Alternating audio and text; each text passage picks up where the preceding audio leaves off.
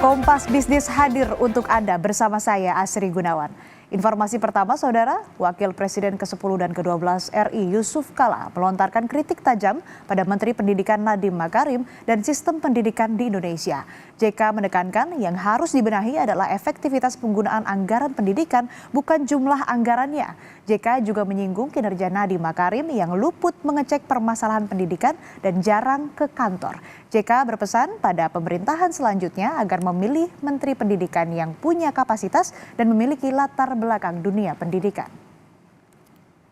Kemudian Pak Nadiem, Mas Nadiem, yang tidak punya pengalaman pendidikan, tidak pernah datang ke daerah, jarang ke kantor. Katakan aja supaya yang depan jangan lagi begitu pilih menteri. Ya, untuk karena bagaimana berapa anggaran dikasih? Kalau CEO-nya begini, bagaimana bisa jadi? Kalau saya punya perusahaan, yang pertama saya siapa di dulu yang terbaik? Bukan berapa anggarannya, dulunya gimana itu? CEO-nya gimana? Baru kita bicara program, baru kemudian bicara anggaran. Sri Mulyani akan tetap aja ketawa-ketawa, ya silakan aja gugat. Tapi tidak ada uangnya mau apa? Suruh pinjam lagi, di mana pinjamnya lagi, siapa yang bayar bunganya. Jadi dalam keadaan situ, maka yang harus dilakukan ialah bagaimana efektivitas anggaran, bukan menggugat anggaran. Kita bahas bersama Saudara. Sebelumnya, pemerintah dan DPR berencana mengubah ketentuan alokasi wajib anggaran pendidikan. Dana pendidikan yang selama ini mengacu pada belanja negara akan diotak-atik mengacu pada pendapatan. Kami tegaskan lagi, dari yang semula mengacu pada belanja, kini mengacu pada pendapatan. Sebagai dampaknya, nilai anggaran pendidikan dalam APBN berpotensi menjadi lebih kecil. Mengacu pada keterangan Menteri Keuangan Sri Mulyani, hal ini untuk mengantisipasi risiko belanja wajib agar tidak membatasi fleksibilitas ruang gerak fiskal pemerintah. Kita ke data pertama terlebih dahulu, Saudara. Selama ini anggaran pendidikan diwajibkan sebesar 20% dari total belanja di APBN. Patokan ini berdasar pada pasal 31 ayat 4 Undang-Undang Dasar 1945. Di sini negara memprioritaskan anggaran pendidikan sekurang-kurangnya 20% dari APBN serta anggaran pendapatan dan belanja daerah atau APBD untuk memenuhi kebutuhan penyelenggaraan pendidikan nasional. Kami pakai data nota keuangan sejak tahun 2019, anggaran pendidikan setiap tahun ini terus naik. Kita lihat di tahun 2019 anggaran pendidikan ini sebesar 492,45 triliun rupiah. Terus naik di tahun 2020 dan 2021 angkanya ini di level 500 triliun. Naik lagi di tahun 2022 sampai dengan tahun ini di level 600 triliun. Tahun ini, tahun 2024, 681,3 triliun rupiah untuk anggaran pendidikan. Dan untuk tahun depan, Saudara, bisa Anda lihat di tahun 2025 ini diproyeksikan perkembangan anggaran pendidikan atau anggarannya nanti di tahun 2025 adalah sebesar 722,6 triliun rupiah. Besaran anggaran pendidikan ini tercantum dalam turunan undang-undang tadi, tepatnya Undang-Undang Nomor 20 Tahun 2003 tentang Sistem Pendidikan Nasional atau Sisdiknas yang mengatur bahwa dana pendidikan selain gaji pendidik dan biaya pendidikan kedinasan dialokasikan minimal 20% dari APBN pada sektor pendidikan dan minimal 20% dari APBD. Bagaimana realisasi anggaran ini? Kita lihat data berikutnya.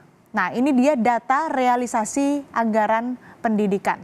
Di tahun 2019 dengan anggaran 460,34 triliun rupiah, ini realisasinya 93,48%. Di tahun 2020 turun realisasinya ini menjadi 93,09%.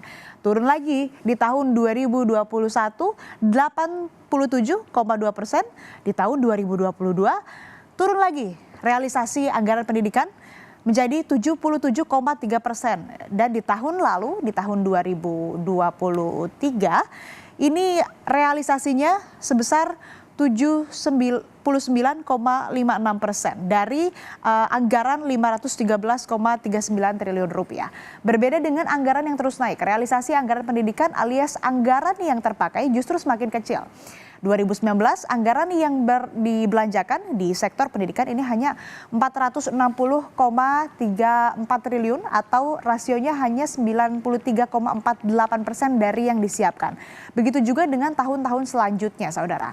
Dengan anggaran yang disiapkan, capaian program pendidikan pun kalau mengacu pada kritikan Yusuf Kala, ini banyak yang tidak maksimal. Contoh, kami pakai keterangan Sekretaris Jenderal Kemendikbudristek Soeharti, anak usia 7-12 tahun 0,9% tidak sekolah. Sedangkan di anak usia 13-15 tahun angkanya masih 4%. Yang lebih menampar, saudara, hanya 46,34% anak usia 16 tahun yang masuk pendidikan menengah seperti SMA atau SMK. Di sebagian tempat belum ada sekolahnya dan pemerintah ini belum bisa menyediakan layanan itu secara penuh. Rabu 4 September saat rapat kerja bersama dengan Banggar DPR, Menteri Keuangan Sri Mulyani mengusulkan alokasi wajib anggaran pendidikan 20% yang selama ini mengacu pada belanja negara menjadi berdasar pada pendapatan. Tujuannya agar anggaran pendidikan tidak membatasi fleksibilitas ruang gerak fiskal pemerintah selanjutnya. Nggak mungkin semuanya dikunci terus nggak bergerak, itu nanti pasti akan crack. Sehingga bagaimana menteri-menteri keuangan selanjutnya itu tetap bisa punya ruang untuk manuver tapi tetap transparan dan tetap patuh pada konstitusi. Ini yang menurut saya perlu untuk kita bahas mengenai definisi anggaran pendidikan, terutama sumber untuk menghitung 20%-nya itu. Kami nanti akan mengusulkan bagaimana supaya bendahara negara ke depan itu tetap bisa menjaga APBN itu tetap terjaga sustainable, kredibel, namun juga tetap memenuhi kebutuhan pembangunan dan tetap comply atau patuh terhadap konstitusi. Ini nanti yang kami akan usulkan mungkin di dalam panja untuk perundang-undangannya